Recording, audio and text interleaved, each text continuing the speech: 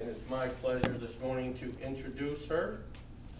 Her name is Karen Albrecht, and her speech is titled, If It Is To Be. If It Is To Be, Karen Albrecht.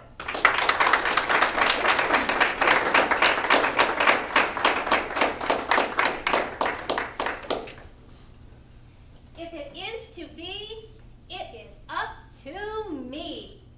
Mr. Contest Master, did you know that perception is reality? Let me give you an example. I had a teacher one time in college, and he asked a question. What do you think of me?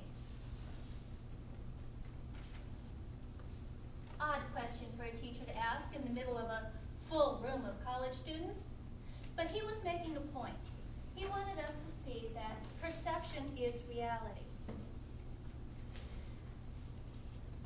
I was a sophomore at the time, junior, I believe. I was sitting in that first seat, that very first row, right up against the windows. And there was the front of the room, and there was the whole rest of the class. And Dr. Getzinger looked at me and said, Karen, what do you think of me? I was scared to death to answer that question. I sat there in my seat, and I looked right back at him, and I said, Dr. Getzinger, are you sure you want me to answer this question? He was sure. He had no idea what was coming.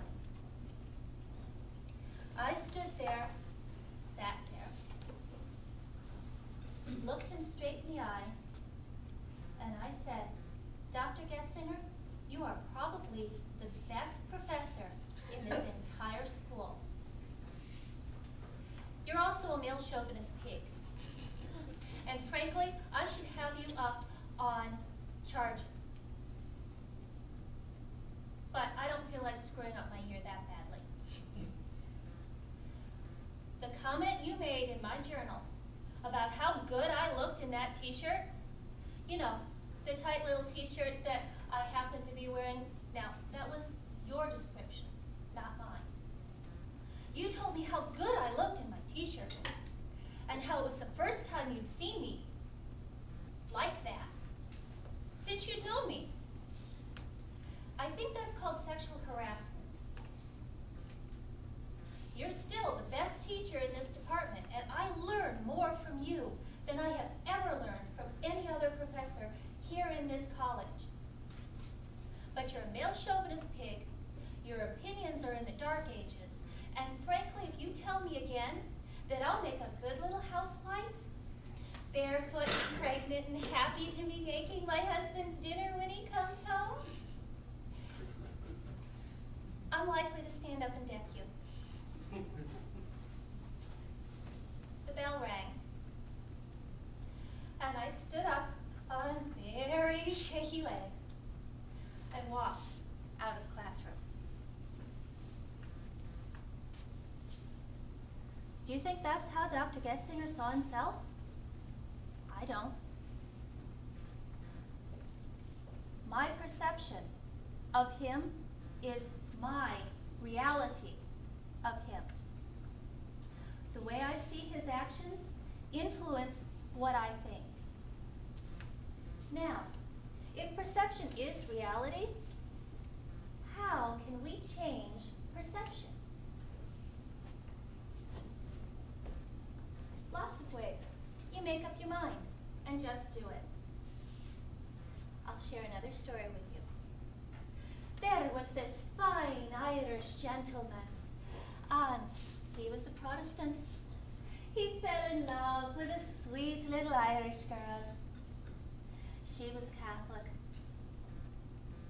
He fell so head over heels in love with this darling young lass that he went to her priest and he said, how can I become a Catholic?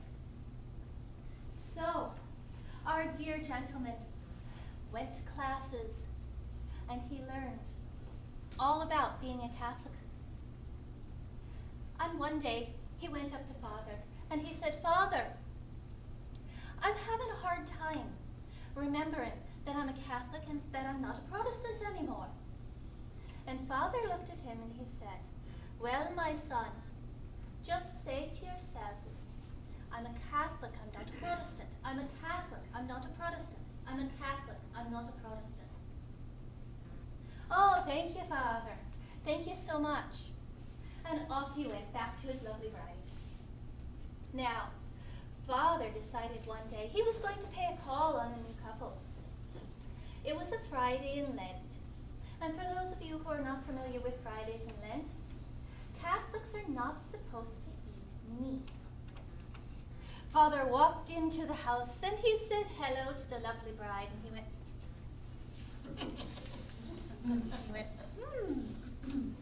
"Darling, where's your husband?" "He's in the kitchen, Father."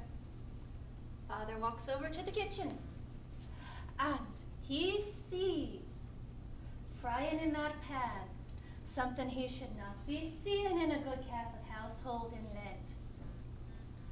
And he sees the darling husband spooning gravy over a beautiful steak, saying, "You're a trout, you're not a steak. You're a trout, you're not a steak. You're a trout, you're not a steak."